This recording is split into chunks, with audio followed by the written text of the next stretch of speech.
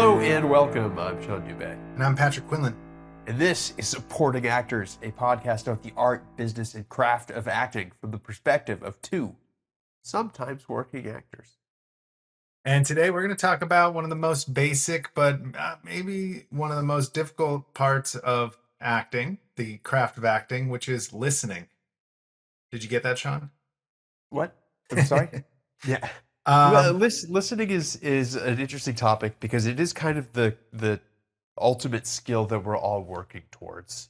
And I think when you go to drama school or if you take classes for a long time, they kind of teach you in two phases, right? Like they teach you, the actor, how to listen, and then they teach you how to listen as a character.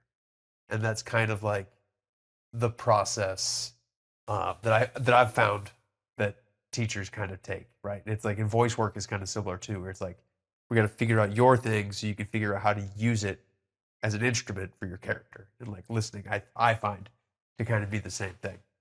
Yeah, I think there's I feel like it takes a lot of reps and practice to get to be comfortable enough to be listening. And so the environment of whether you're in class or if it's an audition or actually working on on stage or on screen, like to be confident in yourself and your skills, to be not anticipating anything, not just worried about your lines, not just be on your thing, and to be able in the moment, I guess it's not listening. I think is another word for being in the moment. Yes. The idea of acting is reacting. That's only happens if you're listening, right? Right. Yes. And I think it's important to define kind of what we're talking about here, like listening up front. And in school, we were always told that listening is a full body exercise, right? I think colloquially, we tend to think of it as hearing, like what you hear, right? But listening could also be like what you understand. But like as an actor, it's also like how the information is making you feel, right? So like that is what listening is. So it's like, oh, you said something to me. How does that make me feel? And how does that then come back, right? And like what you're doing as an actor is you're trying to create a positive feedback loop with your scene partner.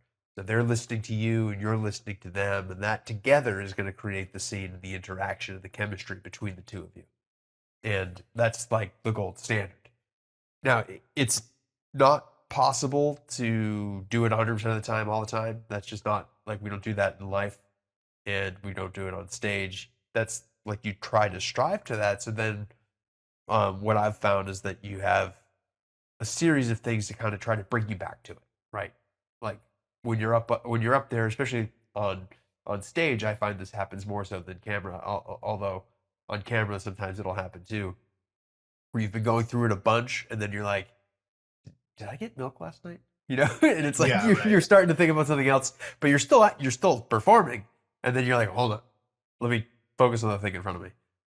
In film, I find that it tends to be like, oh, a light moved, or like I see the camera doing something that it's not supposed to be doing, and then like I don't know, there's like production elements, or like a gaffer is moving a stand deep focus behind your scene partner or something, which they shouldn't be doing, you know, and it's like it takes you out of it, and then you gotta go back to your scene partner, right, and like become present again.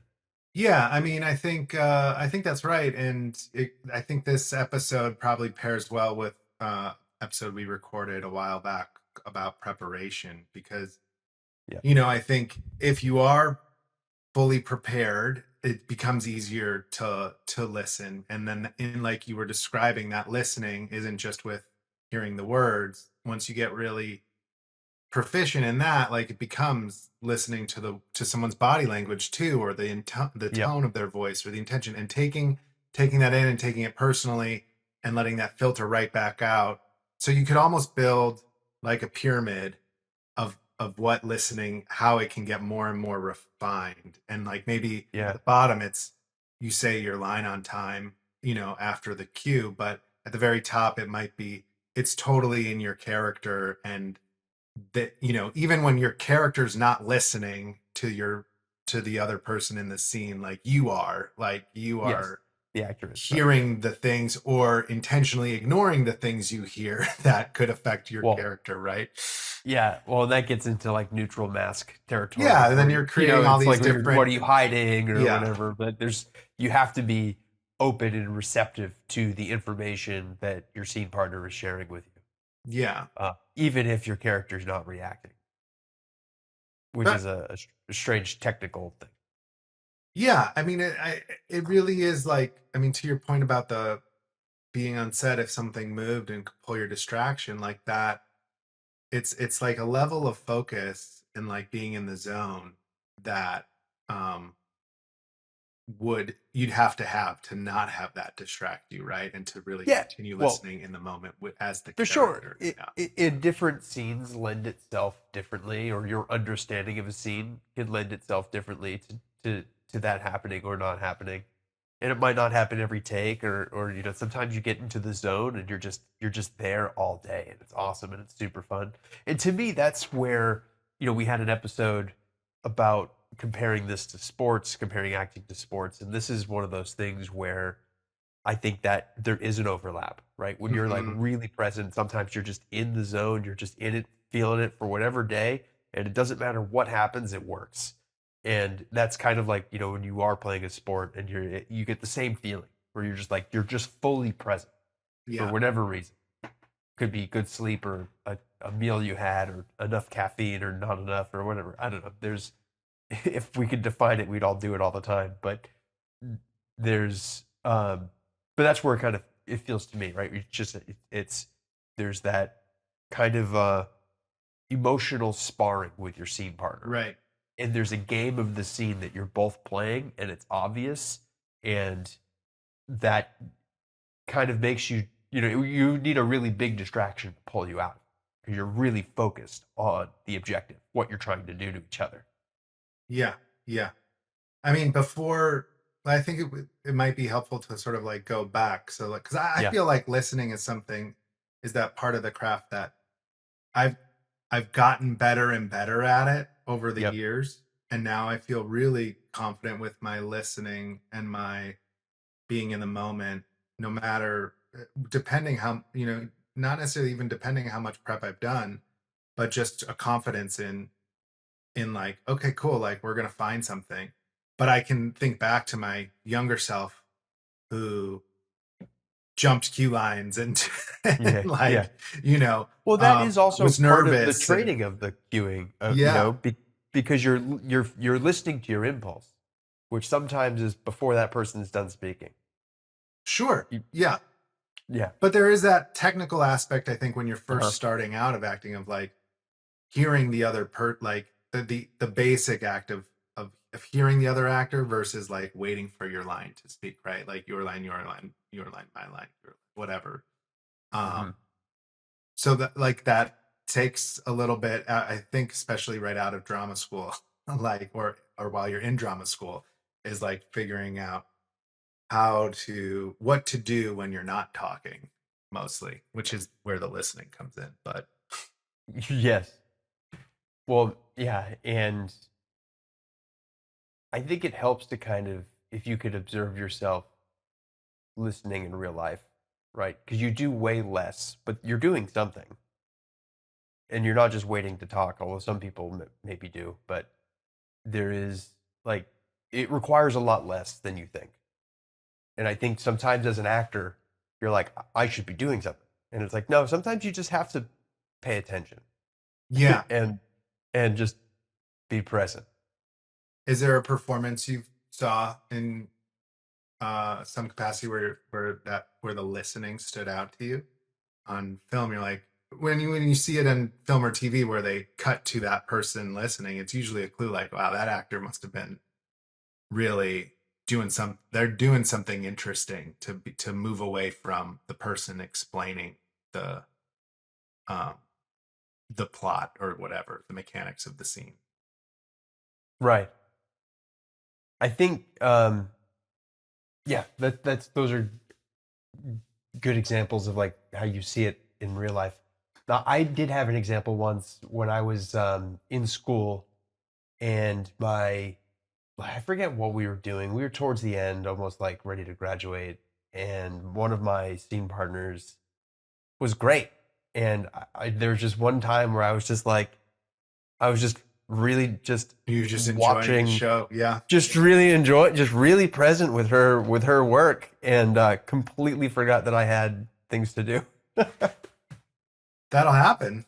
That, Yeah. I mean, that for sure happens. It definitely, hopefully in the rehearsal process, but Yes.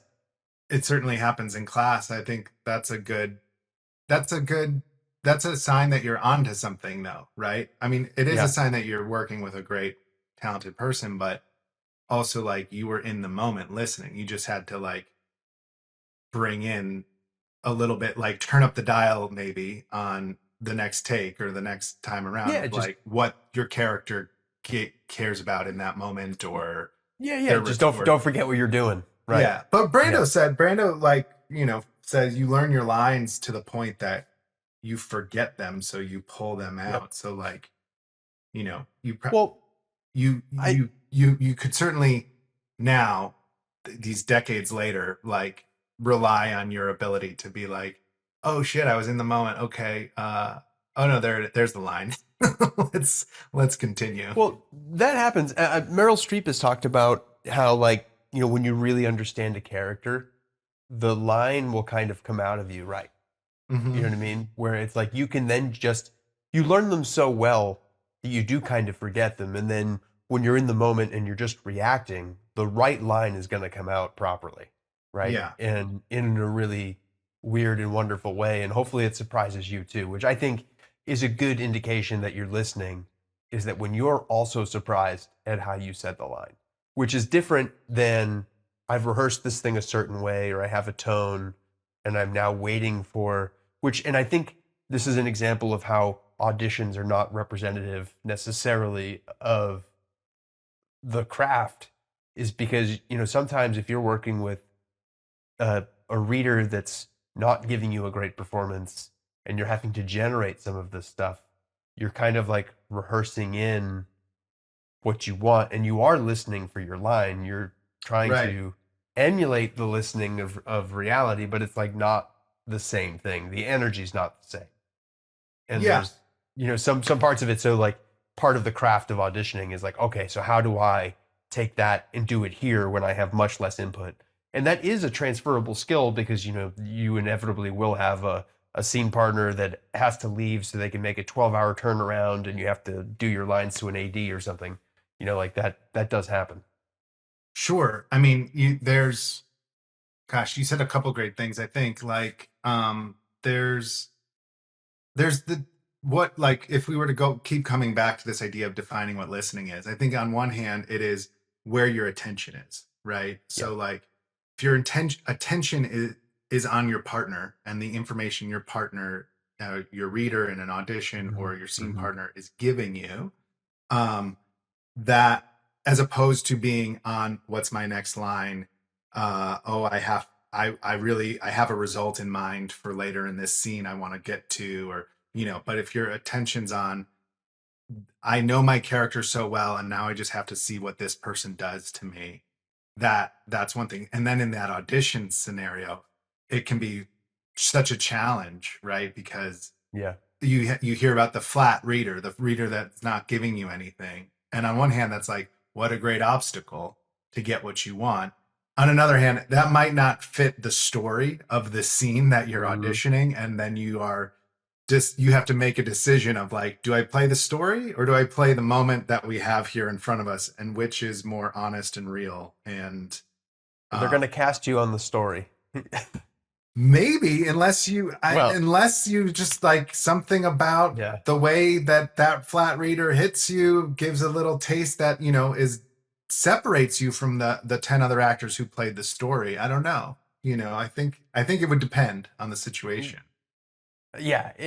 And also, I think it's You can't important. not play the story, but like you can't Yes. play the result you have in mind for the story either, to like coax you're not leading a horse to water when you're working with a flat reader, because they're just not going to go. No, and actually, the better thing to do is to try to affect them. Yeah, yeah, Right. exactly. To Well, play which the which obstacle is and try which to is try to yeah, make an yeah. impact. It Yeah. is to like, all right, well, let me let me give more. Let me try to elicit some kind of reaction. And that may or may not be appropriate for the scene, but it'll be alive, which is going to be more interesting than whatever you had prepared. Yeah. What do you think? I mean, we've kind of covered a little bit about listening. We're going all over the place, which is fine, I think, dear Yeah. listener. Um, it's it's a complex thing, I think, because on one hand, it's like you got to know your lines so that you're actually available to listen. So you have to be very confident and comfortable in yourself and your preparation to Yeah. be in the room. Well, and this is why like so many physical warm-ups and activities are about releasing tension, Yeah. right? And why like when you're stressed, it's like all of these things are um, stealing focus. They're stealing energy. Mhm. And like when you can just be fully relaxed and present, right? There's not really a better word for it, but like when you can be fully relaxed and just there as yourself, right? Completely open to whatever's about to happen, that's when we just see the character. And it's like it's one of the many paradoxes of acting, and I feel like the whole craft is built on things you're supposed to do but not do at the same time. But that this is like one of them. It's like, you know, you have to listen for your line, but also you're not listening for your line. Right. And you know, it's you're um you're like, you know, you're listening for the impulse to speak again because the character has to, right? And that's what you're trying to reverse engineer from the lines that you get. Yeah, that's great. So like when you're like if we were to apply this to a rehearsal to a theater rehearsal where you're doing a scene multiple times or applying this to maybe filming a scene where you're doing it multiple times, that we there's a million ways to say your line, right? Yeah. But it's I think the trap that actors can fall into, or especially as you get fatigued, would be to stop listening and just Yeah. try to give different versions of what you do because they got your coverage or whatever. When in reality, it's like, well, maybe the better thing to do would be to keep listening, listen hard, listen for a new thing, find like listening is almost like using all your senses at once in a way of just Mm-hmm. like, oh, Sean's nodding his head at me. But I don't believe that he agrees with me. So F this guy, you know, like then now that Well, that's a motivates character choice. something, Yeah. right? Right. Yeah. So you're like Right. looking for like, what's a new thing? It's almost like the Michael Jordan meme from The Last Dance, Save the Last Dance, The Last Dance, where he's like, and I took that personally. It's like Yes. you have to give yourself new things each time to take personally to be like, oh, look, Sean did that one thing on that last take. I wonder if he'll do it again. Let me see. And as I'm actively waiting for that, I'm listening to whatever happens. And if it Yeah. doesn't, what I was expecting doesn't come my way, I'll react to this other thing instead. Yeah. Have you ever worked with someone who was listening so well that it made you better? I mean, I'm sure I have, I guess. I think anytime you feel like someone's better than you, they're probably doing that, you know, like Mm. they're just, they're 100% there. You can tell when people aren't listening to you more than you can tell Mm. when someone's listening to you, I guess. But Yeah. that's a little bit of a paradox, but like, I can I know when I'm not connected to somebody, right? So Yeah. when I'm connected to, and then it becomes like that flat reader, like it becomes such a bigger challenge to affect change or to I frankly feel honest in what you're doing because it can get frustrating pretty quick, right? Which can be Right. great if you're allowing that frustration to take place. So it becomes like that balancing it. But when someone's really, really like I think when you're doing a two-person scene and you can see your words, like you can see them thinking about what you just said or having an emotional reaction, not getting emotional, but you can see the change in their eyes or mouth or the way they grimace or something or tilt their head. Mm. And it's like, oh, you're listening to me. And then that I find, depending on the character probably, but what a unique experience that we don't have all the time in real life, where it really feels like someone is genuinely listening to me, and in a scene where things are usually heightened Mm. and are happening for a reason, that would be um pretty overwhelming, I think, to be like, oh, this person I want something from is taking me in. It's almost like getting what you want in a scene, I think, when you get your objective. Mm. um because usually we don't.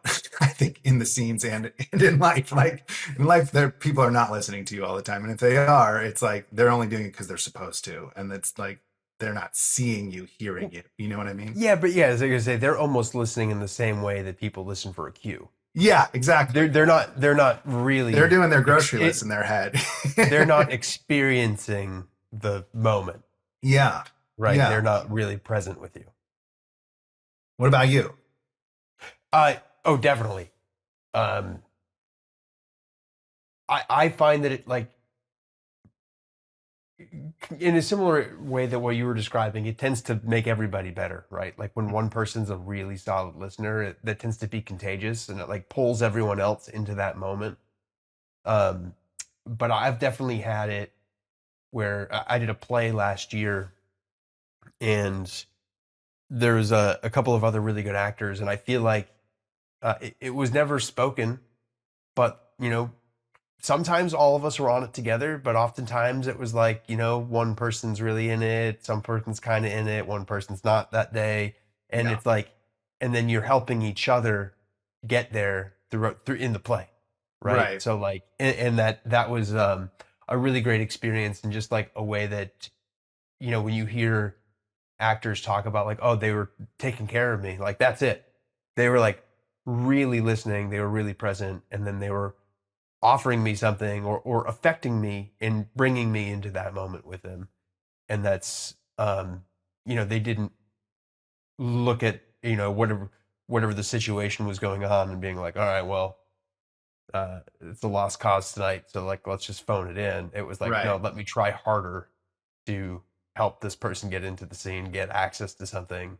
Like, it's a weird thing, but I've definitely had that experience where like a scene partner was like, oh, he's not in it tonight, let me help him get there. And it's like Sure. after the show you'd be like, dude, thank you.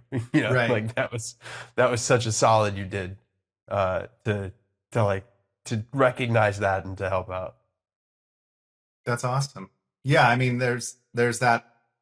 Well, there's that ensemble nature too of that play where Yeah, yeah. that you're referencing, where it's like if if everyone in the play is kind of it has created that ensemble, then you almost have two stories going on at once, because you have the story of the play, Yeah. and then underneath it you have all the actors who are helping each other out to, like, if something goes wrong, especially, it's like, oh, that thing fell, so we got to cover, and like Yeah, everyone's yeah, kind of improvising in the moment, and so almost listening on two realities. But for um sure.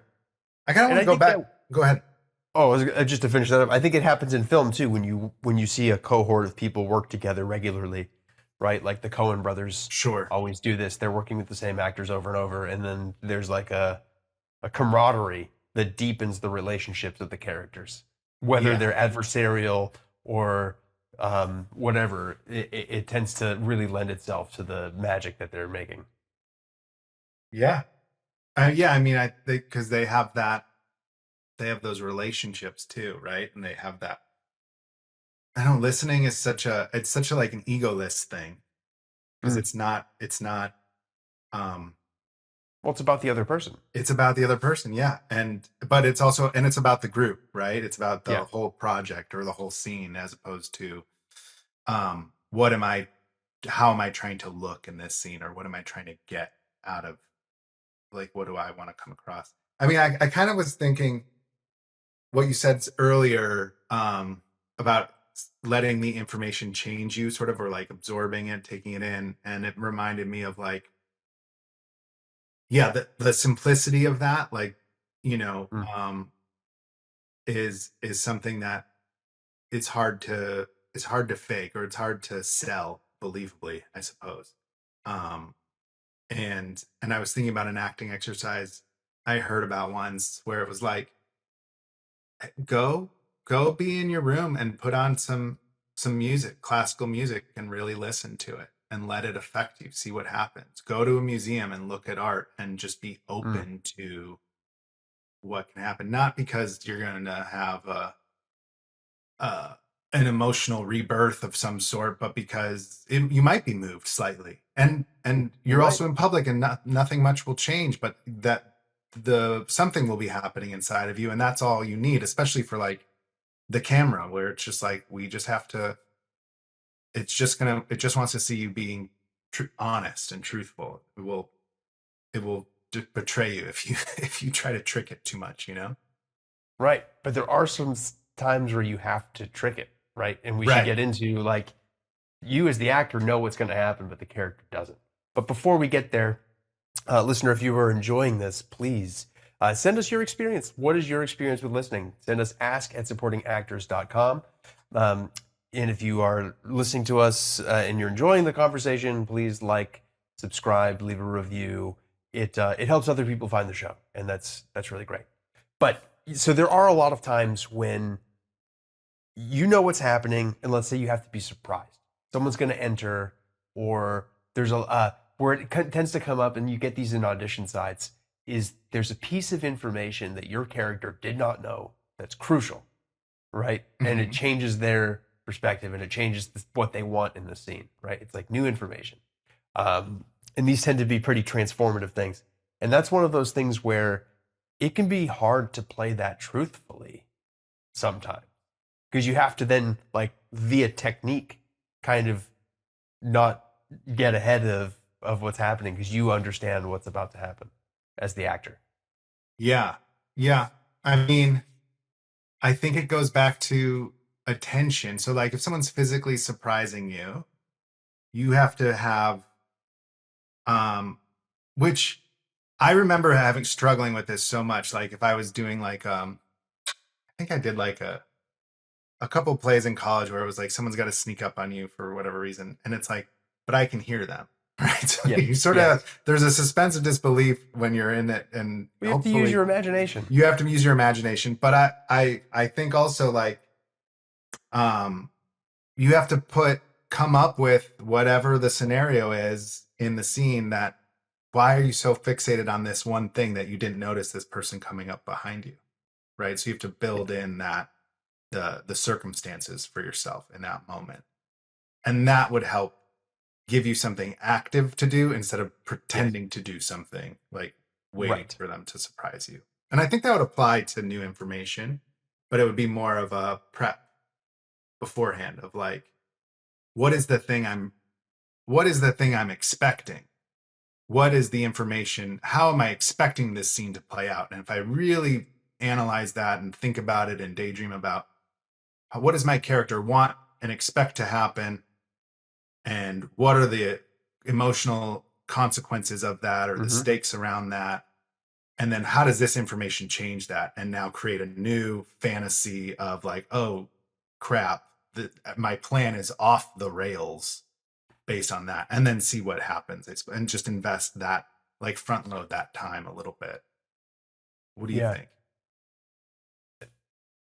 So this is one of the things that for whatever reason I was like good at. And like I could pretend to be surprised, or I could be genuinely surprised, like over and over and over again, and it reads, and I don't know why, but I've just always like kind of had that. But what I'm doing is essentially what you're saying, right? It's like I'm really, really trying to forget in the moment what that turn is, and I'm really trying to full on invest in the outcome that I think that the character wants in that moment before the information gets there. Right. So that way you can really build up juxtaposition.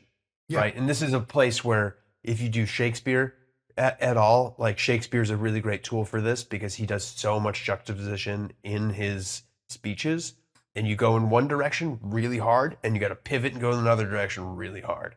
Right. And like this kind of gives you the opportunity to do that, where it's like, oh, if there's new information, now I know that's coming. Let me build a cliff for myself emotionally to fall off of when this new information comes, right? And like, all right, so how do I do that? It's like, all right, so let's work backwards. If I need to be at this emotional height at this moment, all right, how do I get there? And like start working back to the start of the scene, right? And you can start thinking about the kind of like guideposts that allow you to build up that momentum, so that way when that information comes, it's either like wind out of the sails, or maybe the balloon pops, or what, you know, there's like an emotional metaphor there that all of a sudden it's like, oh, you can play, once you understand that, you can play it over and over and over and over. But the Yeah. trick really is to not anticipate, because the actor knows what's going to happen. But this is, again, where it comes to really listening. It's like you have to really listen to that information coming, and welcome the surprise of something you already know. But you know, but it's, again, you're this is where you're listening as the character. Like, you, the actor, you know this is coming.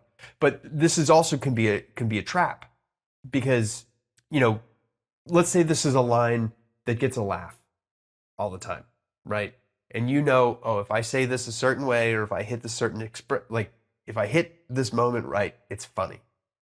But then when you start to anticipate that laugh and like deliver the line in the way you think it'll laugh, instead of honestly, the laugh goes away. Yeah. And then you have to then be like, okay, it's funny when I genuinely ask for the salt. But if I ask for the salt expecting a laugh, it's not funny.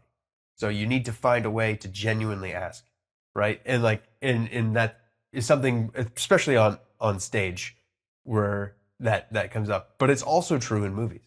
And I think sometimes the technical aspect of movies, makes it a little bit more challenging sometimes.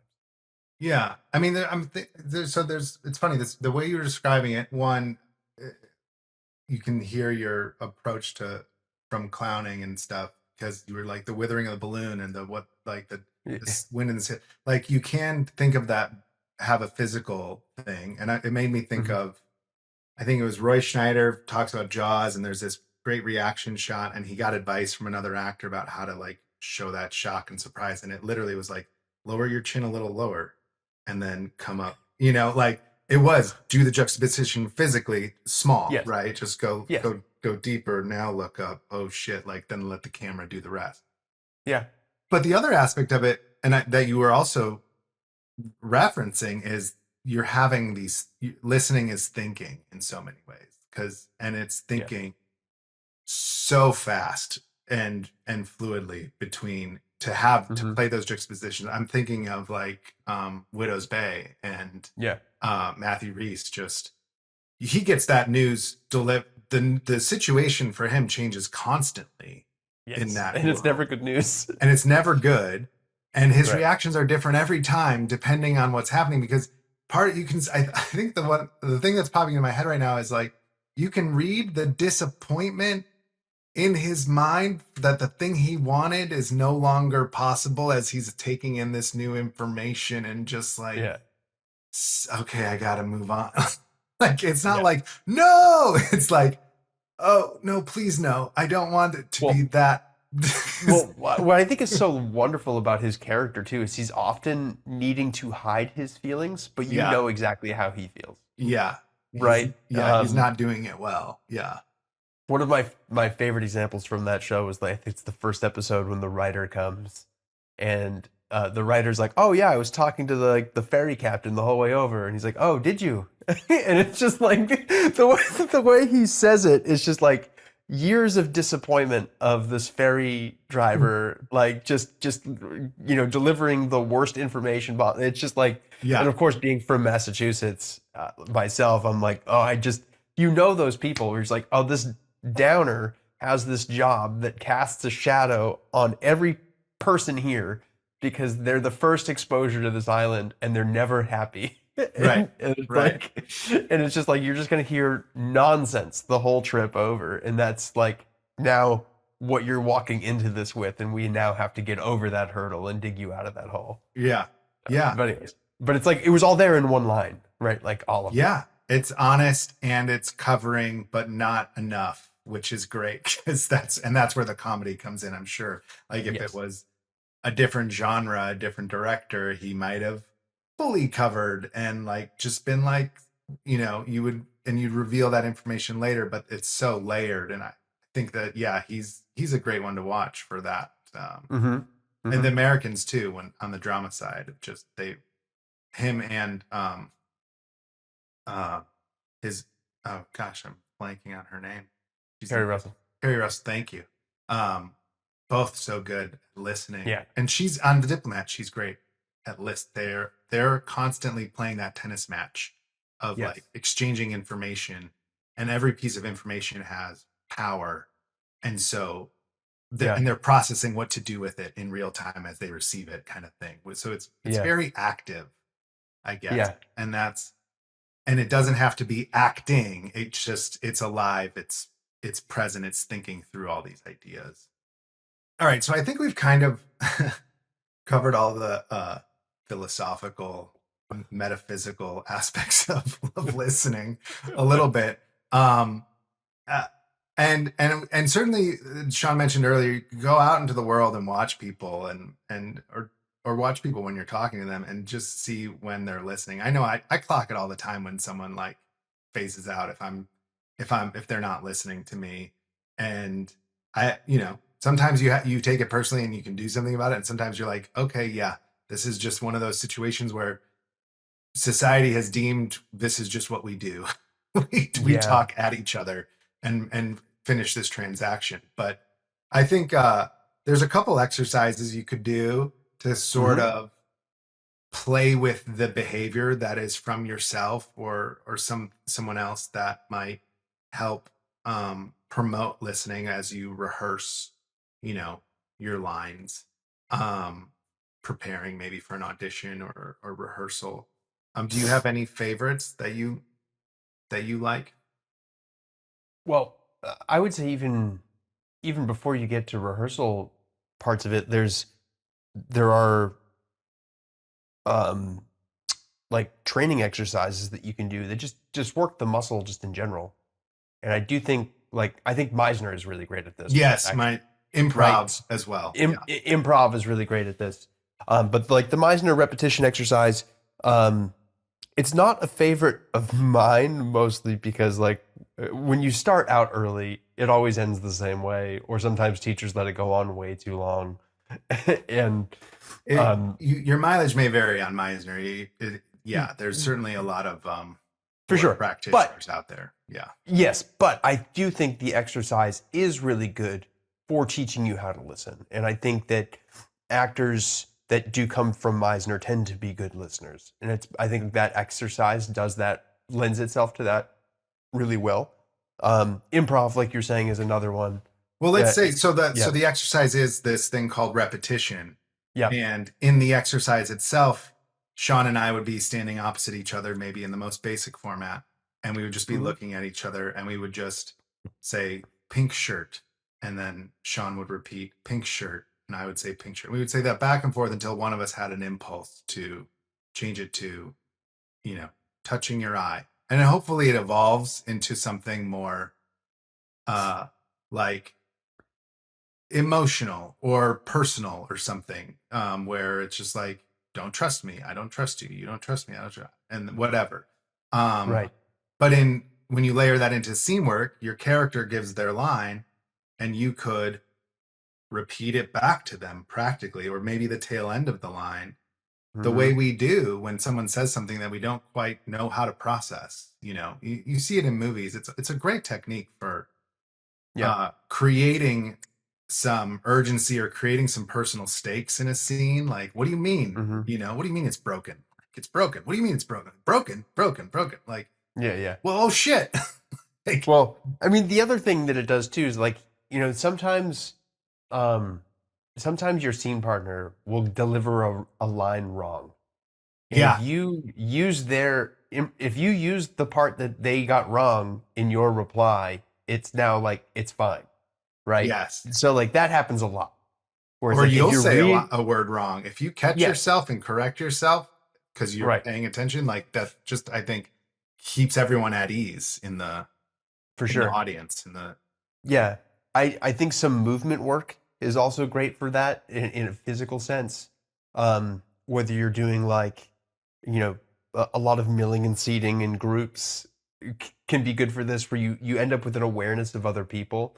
Another one that one of my favorite exercises from school that like I don't get to do anymore, but I would, but works really well is like when you're in an acting class and everybody has different scenes, right? You partner up with someone from a different scene and you have a conversation with each of your lines, right? So it's like I would say my lines, you would say your lines. Obviously, they're different plays, different characters. There's no reason for it, and they don't have to be in order. But you try to communicate with each other only with the lines from the play, Mm, right?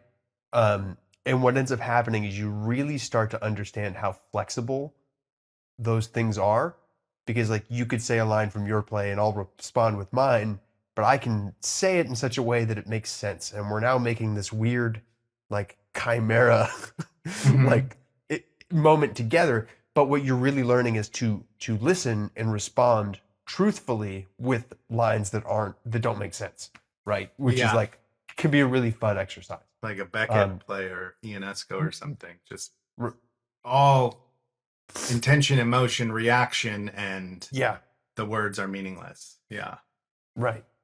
that's cool. um I like um well I feel like when you're preparing an audition and maybe you're even strapped for time, it helps to play the your scene partners sides, yep. to almost prep the other side, or to even narrate the whole scene, so Hmm. that you can have both points of view and you can sort of deepen what you want from the other person and create some imaginary impulses that that character might be doing to affect you, to pull out of you. um Yeah. I think that's kind of fun. And so like when you um are running, like if we were to prep a scene, I'd be like, okay, I'm auditioning for this, but like you read that, right, you read my part right now, and I'll play this fully out, the other character. Hmm.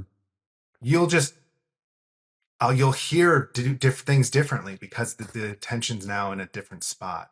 And so like Yeah, information will come to the surface that you're like, oh wow, I did not get that the 10 times I've been reading it to myself, right? sure.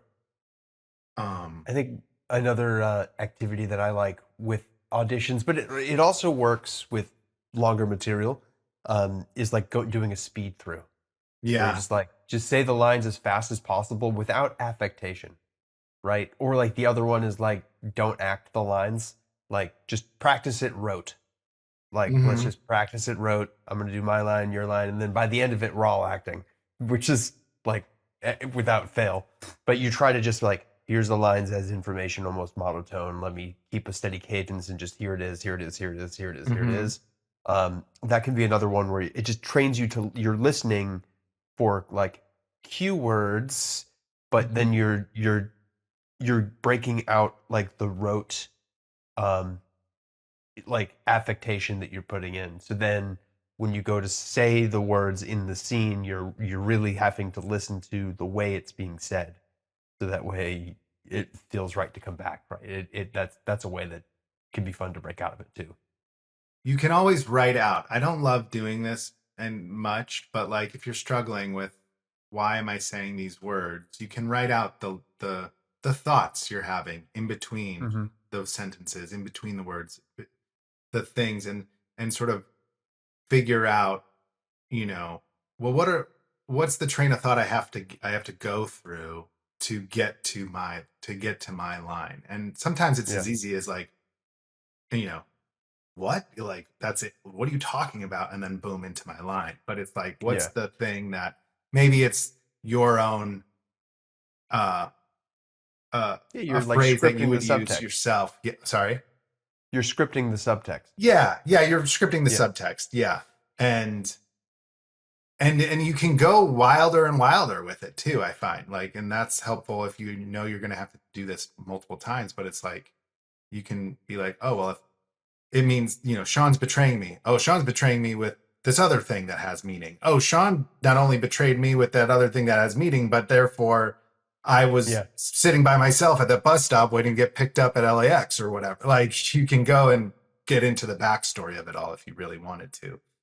Yeah. Um, but I also think like running your lines and or working a scene and doing something else, like doing something physically, like Yeah. like the moving, but maybe it's washing dishes or maybe it's listening to something like music and then being like, Well, I have to fight against this yeah. distraction to hear Well, the cue. Yeah.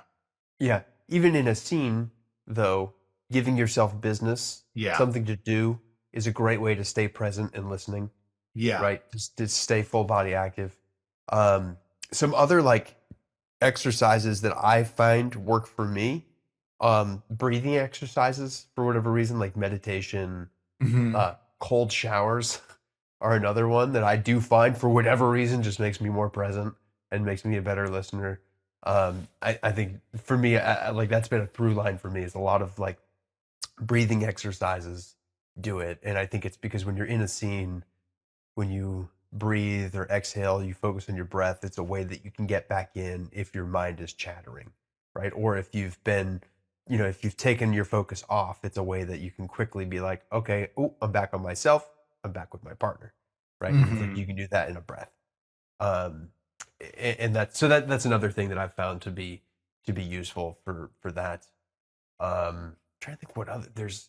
I feel like there's so many that you do because like so much of the job is getting back to this, right? And it's like Yeah. there's so many things that can throw you off, whether it's hitting a mark or like leaning into a light or saying things in a certain way in frame, and it's like, I so mean, how do you get back to doing it? connecting with your Yeah, scene partner, I think, like yeah, I even just like the little what you talk about in between, it doesn't have to be related to the scene, but just literally getting curious about the person you're in a scene with, talking, chatting with them, and asking yourself questions about how you feel about yeah, them, how you what you and just looking for inspiration from around you, right? Like and yes, using that kind of feeds the if the idea of if listening is active, it's because you are and your characters are usually in these heightened states or in these extreme situations or in a moment of conflict and like where something's going to change. It's like that's when you're most that's when everything's at stake. That's when you're most alive. That's when people break habits and really try to connect, and hopefully the writing is good enough that like there's other things that are getting in the way, yeah. like then you have to work for it. Yeah, and I think if you're finding there's a spot, and you kind of like mentioned this a little bit earlier, where if you find a spot of the script where you are kind of always falling out of it and you're thinking about something else, you probably don't understand it, Yeah. right? And that's a pretty good indication is like, oh, I'm having a hard time listening here, or I don't know how I feel about this, whatever. Like that could be like, and that's where you can script the subtext. Or I find that I like journaling, Yeah. like as through the character, and I'll do like, what does this scene mean to me? What does this relationship mean to me? What does this location mean to me? This time of day, whatever. Like those are all things that are really important. What am I hoping for from this interaction? And those are just all things that help you kind of figure out what's present in the scene. And then for me, all I have to do is like go through the process of feeling it and writing it, Yeah. and then you can kind of forget about it, and it'll be there in the scene, and you can just connect with your scene partner, like as you're saying. Just try Yeah. to which is just fully relax with that other person. Right. I mean, and that's where all of the things that get in the way of listening are usually, I think, that place where it's like there's probably a gap somewhere in the preparation that's not allowing you to be fully relaxed and Yeah, listen. So like I would just add on that one. I think we've mentioned this exercise before, but changing the the circumstances and running the scene, like just being like, yep, all right, now we're brothers, okay, now we're bitter enemies, okay, now it's nighttime and we're sitting in a car, okay, now we're at a restaurant and there's a bomb strapped to your chest, whatever, like, and play those different things. And even if it's mostly improvised, but you're saying the lines, but kind of not sure what's going to happen, you'll have these thoughts of like, why did he say that word or what, and then you can take something of that, go to your journal pages and sort of say like, oh, well, this is interesting. I should have that in my back pocket as like, this is rather important, even though in the scene as written, as opposed to, but I wouldn't have thought of it unless we just mixed it up, kind of. For sure. Yeah. Well, I think that's People listening. are done listening to us. I think they're done listening. Yeah. This was listening, mostly this talking. mostly mostly talking.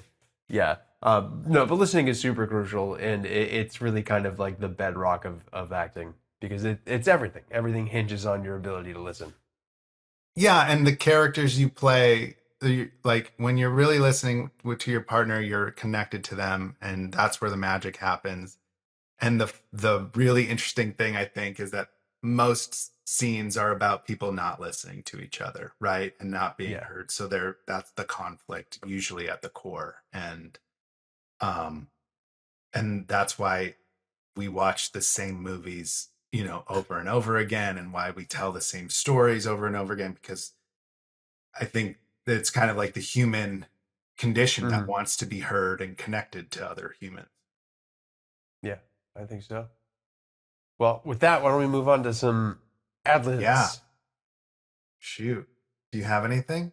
I do, yeah. So, um, for me, it's something that I've used all the time, and so like I don't even like think about bringing it up. But OBS, right, is Oh, a great software for the computer, whether you're streaming, doing games, or like we use it to record this podcast. It's open broadcasting software. You can find it at obsproject.com. It's a really helpful tool that's like professional grade software for broadcast that is made open source. And there's all kinds of things that you can do with it. And it's a really great tool. And I feel like every time I use it, I'm like, I have fun with it. I like follow screenwriter Twitter Mm-hmm. basically, and Mm-hmm. there was a spec sale last week. A 189 page script was bought by Sony for almost $1 million, written by these two unknown brothers in Oh, Idaho. okay. And it's a medieval epic called The Ballad of the Ember Knight. Yep. And it's just like blowing everyone's mind that Okay. that someone could sell a script that was over 120 pages, right? And Yeah. in fact 189. That's And like Tarantino length.